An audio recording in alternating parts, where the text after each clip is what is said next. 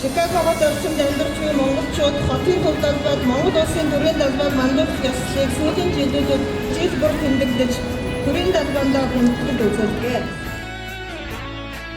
Төрийн талбай мандуулах ёслолын үеэр Монгол дуу хөгжим бүжгийн дээжээс тоглон үзүүлж, улсаас урьдчилан таниулах нь Монгол улсаа эвлэн сурчлах сайхан боломж байлаа.